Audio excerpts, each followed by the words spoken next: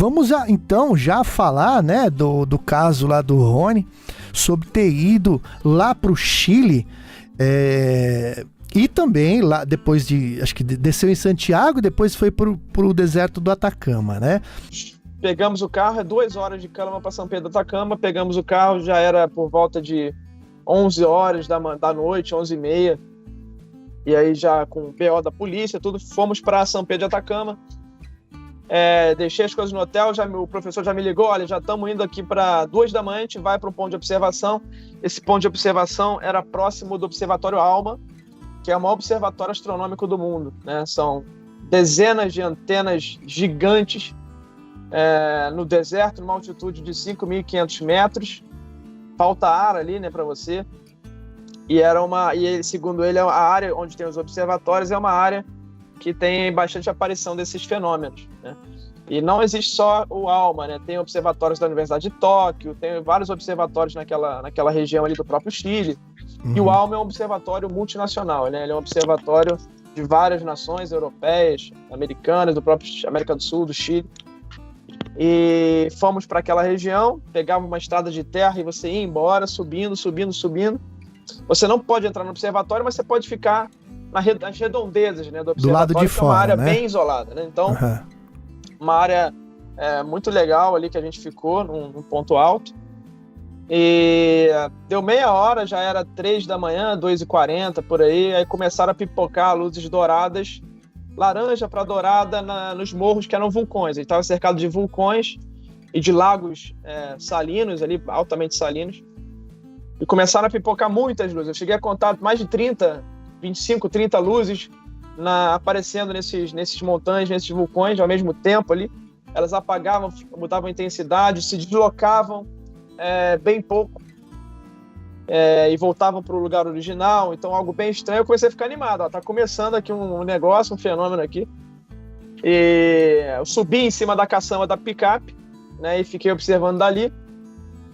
E aí essas luzes douradas começaram a andar, se movimentar numa diagonal que passava a, 100 metros da gente, onde a gente estava. Muito próximo, essas luzes começaram a passar. Então, elas saíam de onde estavam das montanhas e começaram a andar em linha, uma atrás da outra, a cerca de 100 metros onde a gente estava. E quando ela veio numa diagonal que cortava, como eu falei, a 100 metros de distância de onde a gente estava, muito próximo, às vezes até 50 metros.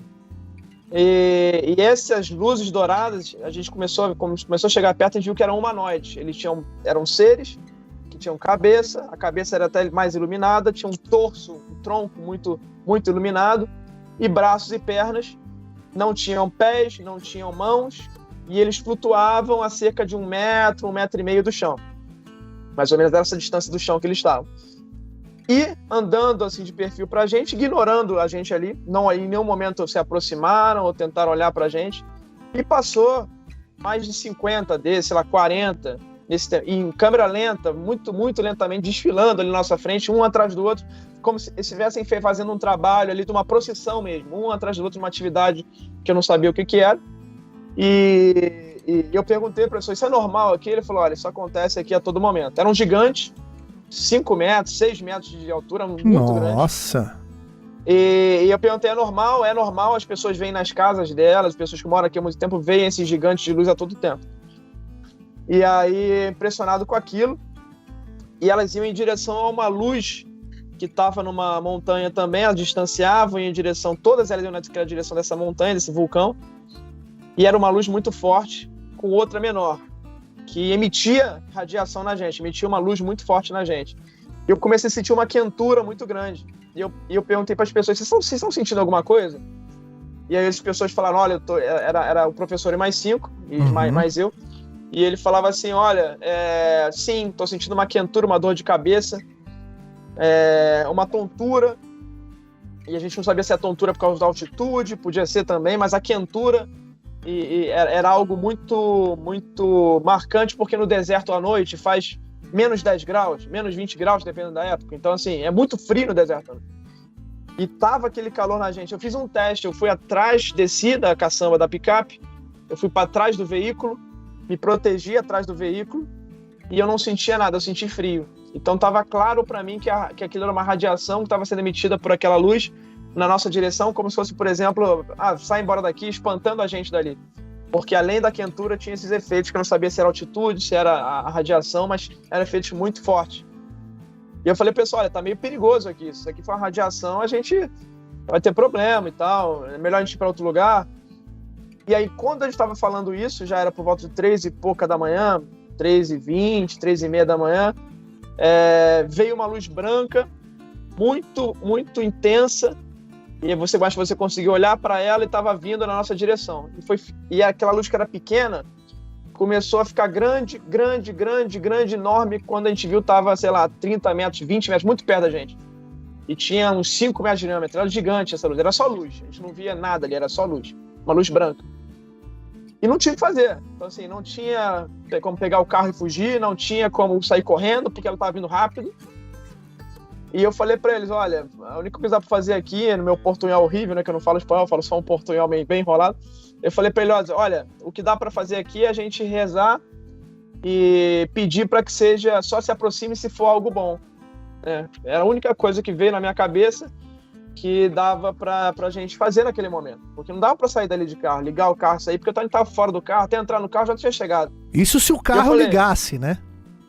Ainda tem essa. E assim, eu falei, olha, foi a primeira vez eu senti que, olha, o contato vai ser agora.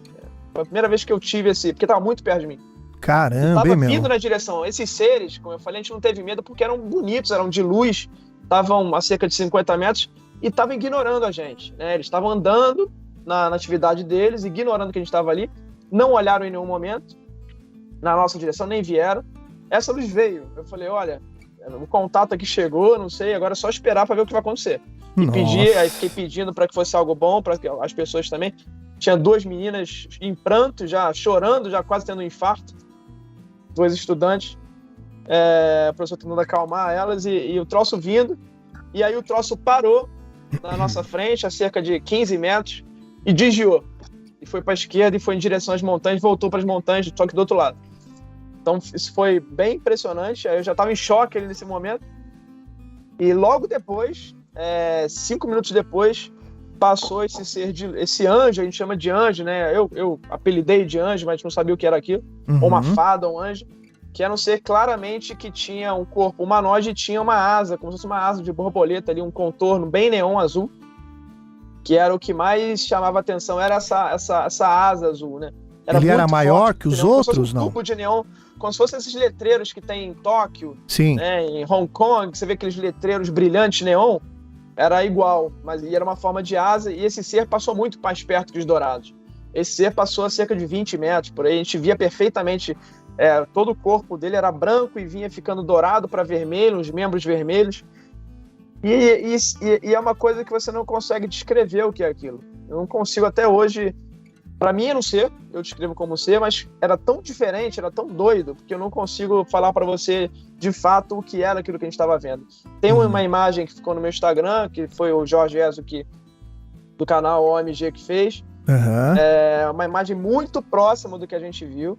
Eu vou ver se eu consigo resgatar aqui. Também, depois você deve compartilhar, você deve estar guardado na manga aí. Eu vou compartilhar. Isso é muito próximo, inclusive ele botou o fundo do deserto, né? E tá muito, muito parecido, muito próximo com o que a gente viu lá.